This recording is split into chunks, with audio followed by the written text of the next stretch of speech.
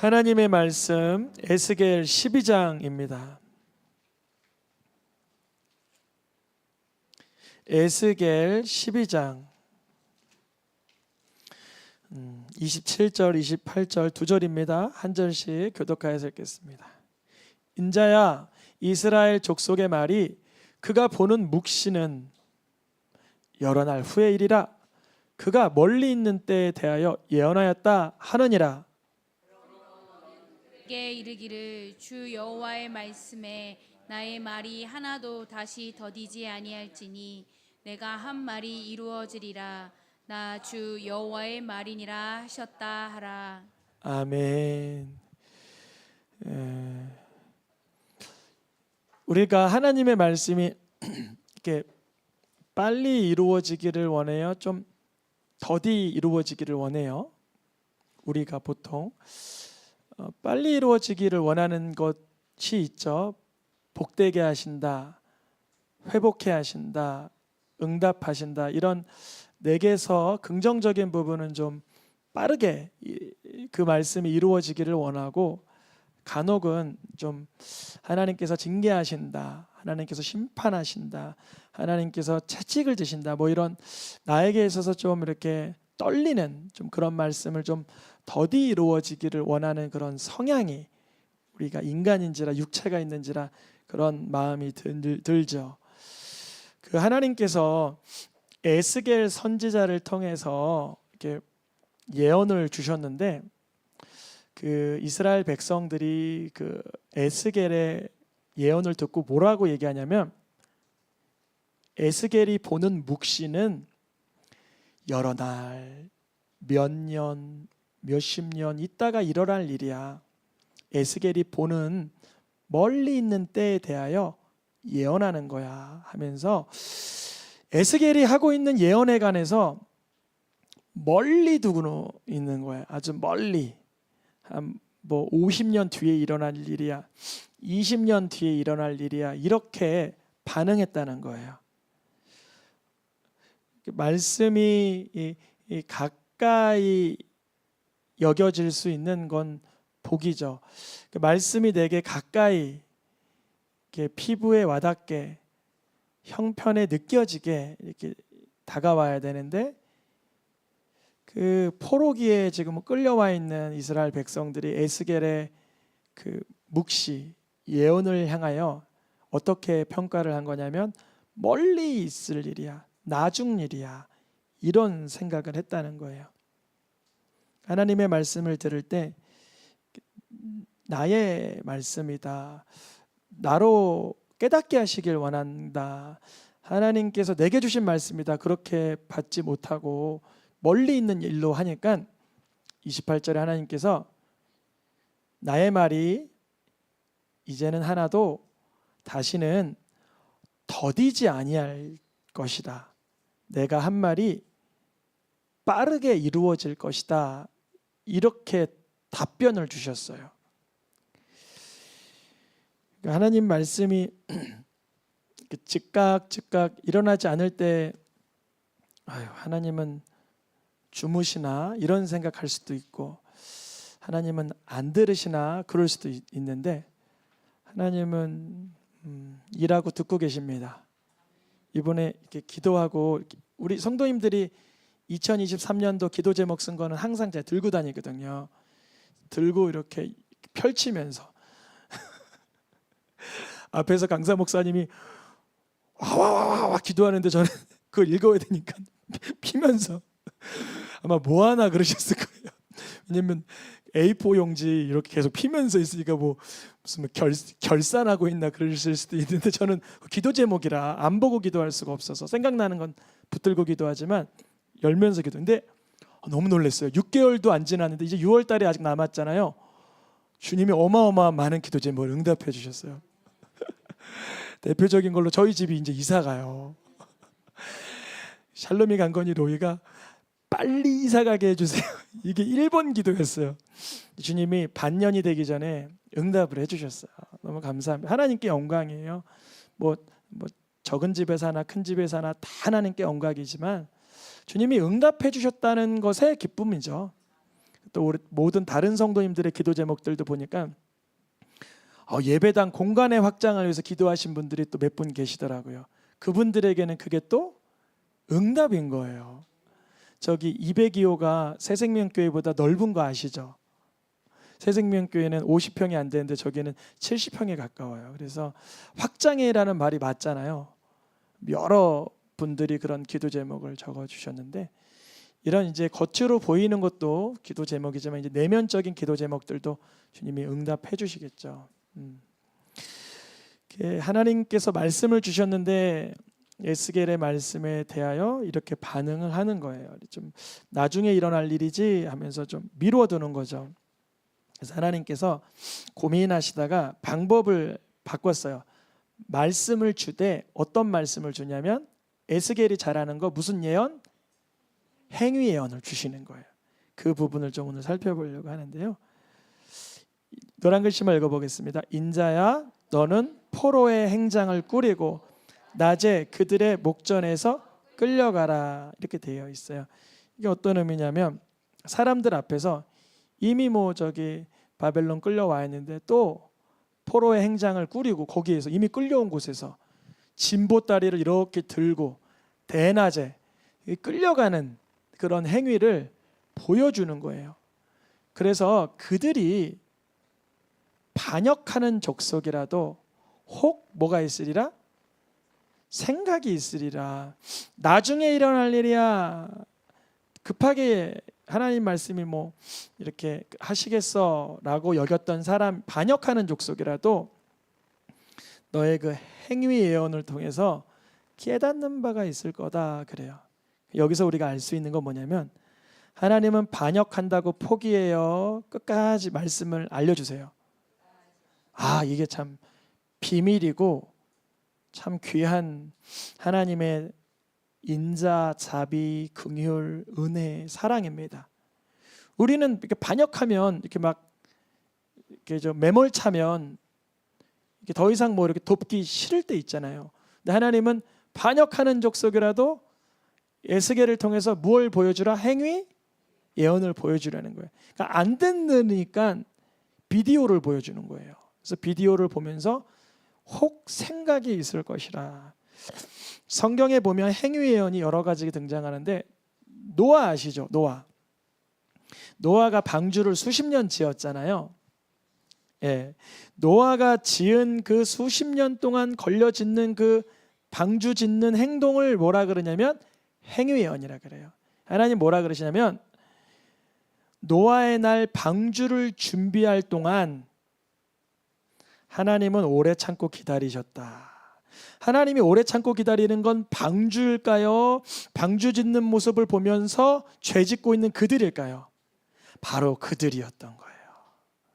하나님은 기다리시는 건 방주 짓는 걸 기다리신 게 아니에요. 문맥이.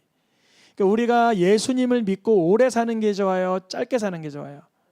오래 사는 게 좋죠. 근데 우리가 왜 오래 살아야 돼요? 예수님 믿고. 우리가 다른 사람에게 행위 예언이 되어야 되는 거예요. 우리를 보면 복 받은 게 보여야 되는 거예요. 우리를 보면 하나님의 빛의 자녀들로 누림이 보여야 돼요. 우리를 보는데 괴롭고 불안하고 푸념하고 절망하고 원망하는 모습이면 빨리 천국 가는 게 좋아요. 차라리. 하나님은 누구에게 영광이 안 되니까, 하나님께 영광이 안 되니까 차라리 빨리 천국 가는 게 좋겠죠.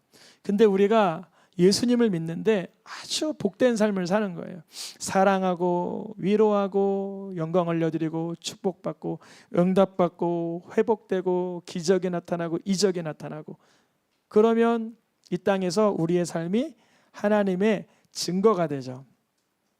에스겔이 살아있는 동안 에스겔의 이 포로의 행장을 꾸리고 가는 이 모습은 하나님을 드러내는 행위 예언이었습니다.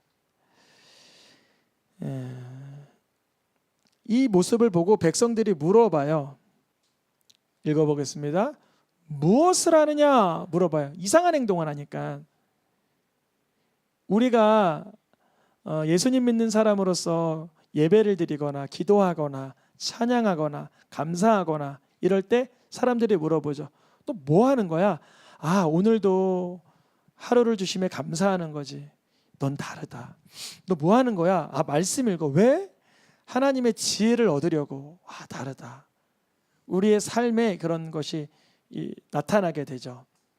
근데 이스라엘 사람들이 무엇 하느냐? 그러니까 에스겔의 대답이 뭐냐면, 내가 행한데도 그들이 누구? 이미 아직 망하지 않고 끌려오지 않았던 예루살렘에 있는 자들도 다 그들도 포로로 사로잡혀 가리라 알려주는 거예요. 지금 바벨론에 끌려와 있는 사람은 남아있는 예루살렘에 있는 사람이 그래도 좀 괜찮은 사람인가 이렇게 혹하기도 했었어요. 지난주 내용이었어요 그게. 근데 그들도 포로로 잡혀갈 것을 내가 지금 행위 예언을 통해서 보여주는 거라 그래요. 두 번째 행위 예언은 뭐냐면, 너는 음식을 먹는데 벌벌 떨면서 먹어라. 물을 마셔도 불안한 그 슬픈 눈을 가지고 물을 마시라. 에스겔이 연기자인가 봐요. 아마 뭐 이 행위 예언을 하기 위해서는 고뇌를 하면서 막 그렇게 먹었겠죠. 그렇게 하는 이유는 이제 이스라엘 땅, 아직은 586년 되기 전이니까 완전히 망하기 직전이라서 과연 우리나라가 망할까 안 망할까 그런 고민을 했을 텐데, 이제 그들이 두려움에 떨며 음식을 먹고 벌벌 떨며 물을 마시게 될 것이라는 것을 보여주는 거예요. 그러니까 백성들의 대답이 뭐냐면, 본인들은 지금 바벨론에 끌려왔으면서도 에이, 너 이런 속담 몰라? 에스겔아? 날은 더디 오게 될 거고 모든 묵시는 그냥 있는 듯 없는 듯 사라질 거야. 이런 대답을 하는 거예요. 이스라엘 사람들이. 그런 거 있잖아요. 여러분 예수님 안 믿으면 하나님께서 심판하십니다. 그러면 당신이나 잘 믿으세요. 나 그런 거 못 봤어요. 악하게 살아도 잘만 사던데. 그런 대답 들어보신 적 있죠? 예수님 전하면 이러잖아요. 악하게 살아도 자기 맘대로 살아도 아주 그냥 잘 사는 것 같아요. 그러니까 그런 관점으로 보는 거죠. 그 사람 눈에는 그게 잘 사는 걸로 보이는 거죠. 날이 더디고 모든 묵시는 사라질 거야, 이렇게 대답을 했어요. 하나님께서 하나님의 말씀대로 살지 못하는 이스라엘 백성들을 향하여서 하나님의 진노와 하나님의 심판이 임할 거야 라는 그 말씀에 대답을 아주 나중에 일어난 일로 미뤄버렸다는 거예요. 하나님께서 그 백성들의 속삭이는 말을 다 들으시고 이 속담을 다시는 사용하지 못하게 할 것이야. 하나님께서 그러시는 거예요. 이 속담을 다시 사용하지 못한다는 것은 이제 날이 더디고 묵시가 사라지는 게 아니라 반대로 묵시가 살아나고 날은 빠르게 임한다는 그 뜻이게 되겠죠. 하나님께서 고쳐서 말씀하시기를, 내가 하는 말이 다시는 더디지 아니하고 너희가 살아있는 동안에 이루어지는 걸 볼 거야 그러시는 거예요. 그게 축복이면 좋겠죠. 우리가 살아있는 동안 빠르게, 더디지 않게 빠르게 이루어지는 게 축복이면 좋겠지만, 하나님의 말씀을 거절하고 하나님의 말씀을 속담으로 듣고 미뤄두는 입장에서는 하나님께서는 더디지 않고 너희의 생전에 속히 이루어질 거다 이렇게 말씀하세요. 그러면 여러분, 우리 하나님의 진노와 심판, 왜 사람들은 그게 더디 이루어진다라고 생각을 할까요? 하나님의 그런 어떤 개입, 하나님의 간섭이 그것이 왜 좀 더디 이루어진다라고 생각을 할까요? 이유는 뭐냐면, 하나님은 심판하시기보다 참으시는 게 많으셔서 그래요. 이 원리를 우리가 정말 감사함으로 받아야 되는데, 하나님은 뭐 하기를 더디하세요? 심판하고 노하기를 더디하세요. 그러니까 하나님께서는 은혜로우시고 긍휼이 많으셔서 노하기를 더디하시는 것뿐인데, 죄를 마음대로 지으면서 하나님의 말씀은 내 속에서 경외되지가 않으면서도 별일이야 있겠어 이러고 산다는 거죠. 하나님께서 노하기를 더디하시는 것을 악용하는 거예요. 악용. 저부터가 그럴 때가 있죠. 그러니까 하나님을 경외해야 되는데 하나님께서 내가 조금 쭈뼛쭈뼛 한다고 때리시기야 하겠어? 하나님이 내가 조금 교만하다고, 내가 좀 완악하다고, 내가 내 멋대로 산다고 좀 나를 때리시기야 하겠어? 라는 마음이 저에게 많으면 많을수록 노하기를 더디하는 하나님을 내가 악용하는 거죠. 근데 우리가 그럴 성향이 있어요. 예수님을 내 구주로 믿으면서도 하나님은 노하기를 더디하시고 심판하고 책찍질하는 걸 더디하시는 것 같다라고 느끼면 그렇게 하게 돼요. 근데 하나님은요, 하나님 사랑하는 자에게는요, 하나님께서 싫어하고 하나님께서 슬퍼하시는 삶을 살아가려고 할 때 빨리 넘어지게 합니다. 빨리 넘어지고 싶으시면 내가 하나님께서 미워하시는 삶을 살면 즉각 나에게 알려주세요 하시는 분 있으세요? 아멘. 너무 용감하고 담대한 것이에요. 하나님 기뻐하시는 기도죠. 저도 그 기도를 해요. 하나님, 제가 아플지라도, 제가 조금 괴로울지라도, 내 육체와 몸은 쓰라릴지라도 하나님 미워하시는 걸음을 걸으려고 할 때 내 발을 잡아주세요. 미끄러지기 전에 그냥 멈출 수 있도록 도와주세요. 그러면 노하기를 더디하시는 하나님의 마음이 뭉클하셔서 우리를 피할 길을 내주시고 보호하시죠. 하나님께서는 노하기를 더디하시지만 이 노하기를 더디하시는 하나님을 악용하는 자에게 대해서는 다시 말씀드리자면 뭐라 그래요? 다시는 더디지 아니하고 응하리라. 다시 더디지 아니할지니 내가 한 말이 이루어지리라. 그래요. 하나님께서 미워하시는 방법으로 살아가는데 아무 일도 안 생겨. 그래서 내 마음대로 살아가. 그러면 하나님은 더디지 아니하고 하나님 미워하는 방법으로 사는 것에 관하여 징계하고 심판하는 것이 하나님의 사랑입니다. 하나님의 사랑이에요. 사랑하는 자를 채찍질하신다 그러잖아요. 우리가 하나님께서 범죄하고 방탕할 때 하나님께서 더디 나에게 반응해 주실 거야 라고 믿는 사람들은 악을 계속 행해요. 예수님께서 예화를 드리실 때도 주인이 더디 오리라 생각하는 사람들은 악한 종이 악한 대로 살아가는 거예요. 예수님이 말씀을 전해줘도, 부활하신 예수님이 말씀을 전해줘도 마음에 예수님의 말씀을 어떻게 믿어요? 정말 그럴까? 하나님께서 정말 악을 행할 때 심판하시고 하나님의 뜻대로 살 때 복을 주시고 정말 그럴까? 마음에 더디 믿는 거예요. 에스겔 시대에 그래하였다는 거예요. 근데 우리도 우리의 삶 속에서 하나님의 말씀이 징계와 채찍이 더디 올 때 그것을 회개의 기회로 삼지 않고 악용의 기회로 삼으면 너무나 하나님을 아프게 해드리는 거죠. 그래서 베드로 사도는 본인이 너무나 끔찍한 죄를 져봤잖아요. 스승을 부인하고 예수를 저주했었잖아요. 그래서 하나님께서 왜 자기를 살게 하셨는지, 하나님은 왜 기다리시는지 깨달은 거예요. 베드로가 깨달은 말씀이죠. 더딘 것이 아니다. 하나님께서 징계하고 심판하고 채찍질하는 걸 좀 유예하시는 건 더딘 게 아니다. 그거는 참아주시는 거다. 그 시간에 빨리 회개하기를 원하시는 것이다. 이렇게 알려주는 거예요. 누가 회개할까요? 성경에 보니까 오늘 본문에 이스라엘 백성들을 뭐라 그래 표현했냐면 반역하는 족속아 그랬어요. 근데 호세아 6장 7절에도 내 백성은 아담처럼 언약을 어기고 나를 반역하였느니라. 누구처럼? 아담처럼. 아담이 언약을 어긴 게 그의 죄였어요. 이스라엘 백성들도 언약을 어긴 것이죠.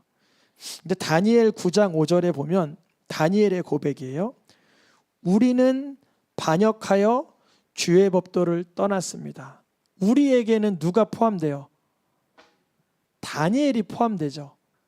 그러니까 다니엘이 하나님 앞에 뭐 했다는 거예요? 자기가 언약을 어기고 반역했다는 거예요.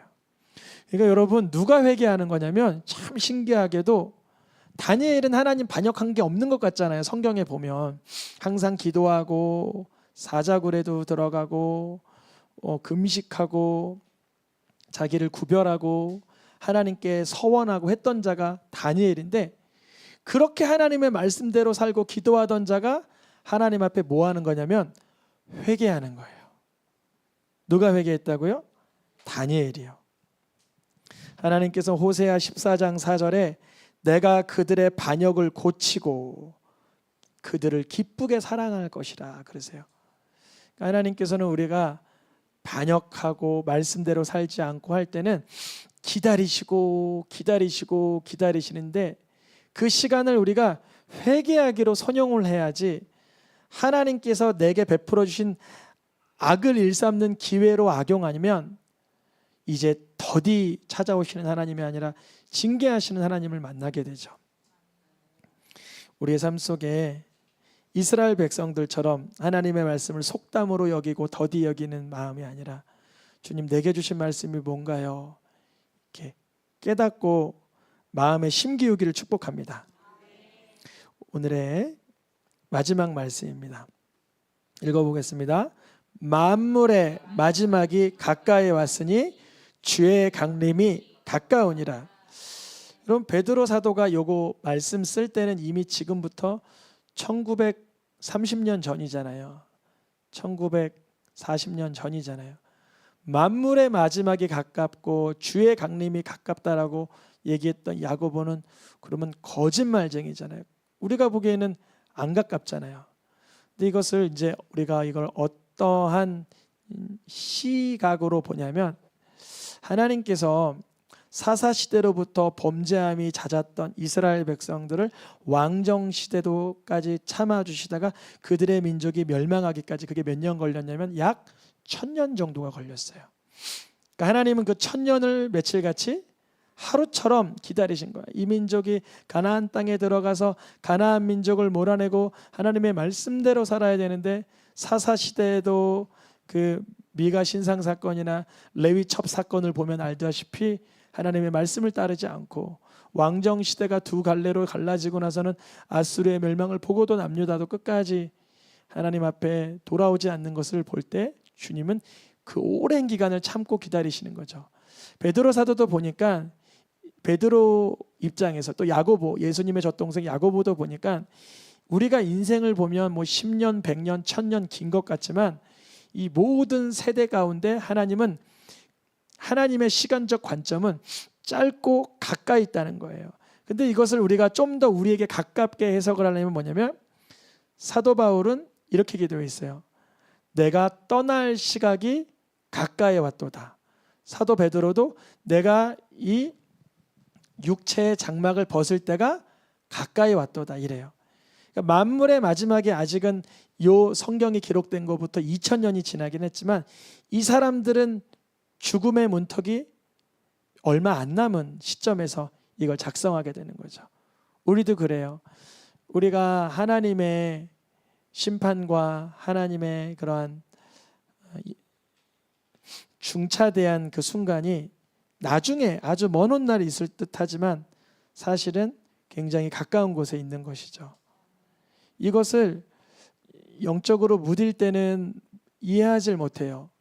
그런데 주님이 우리에게 영혼의 문을 열어주시면, 아, 내 남은 날이 몇 날 남지 않았구나. 내 남은 세월이 얼마 남지 않았구나.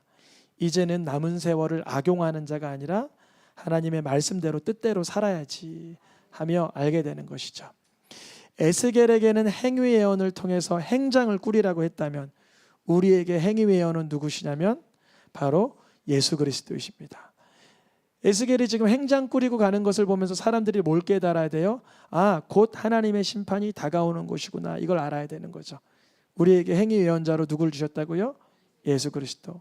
이 십자가를 보면서 우리가 뭘 깨달아야 되냐면, 아, 내가 회개하지 않으면, 내가 예수를 나의 구주로 믿지 않으면 내가 저와 같은 저주와 형벌을 내가 받아야 되는구나. 그것을 깨달아 알라는 거예요. 성경의 최고의 행위 예언은 예수 그리스도의 십자가 사건입니다. 그래서 예수님이 사람들이 인자를 누구라고 그러냐? 그러면 사람들은 세례 요한이라 그러기도 하고 선지자라 그러기도 하고 엘리야라 그러기도 하고 아니면 예레미야라고도 하고 그래요. 왜냐하면 예수님이 성경의 모든 선지자가 해야 될 법한 것들을 다 하셨기 때문에. 엘리야는 무슨 선지자죠? 기적의 선지자. 예수님이 뭘 일으키셨어요? 기적. 예레미야는 무슨 선지자예요? 눈물에서. 예수님이 무엇을 많이 흘려요? 눈물을 흘리시고 아픈 자를 보면 함께 긍휼히 여겨주시고. 에스겔의 행위회원을 예수님이 십자가 지심을 통하여서 그 나무 십자가에 매달린 자마다 저주를 받았다라는 하나님 말씀을 몸소 이루시는 거예요. 예레미야를 에스겔을 통해서 사람들은 하나님의 심판의 때가 임박했구나 이걸 알아야 되는 것처럼 우리는 예수 그리스도의 십자가를 통해서 내가 받아야 할 형벌이 저와 같이 끔찍함이었는데 예수님이 나를 대신하여서 그 모든 것을 한 몸에 받아주셨구나. 그리스도의 십자가를 바라보면서 나의 죄악과 허물을 깨닫고 다시금 회개해야 되는 줄 믿습니다. 우리 찬양하며 기도하겠습니다.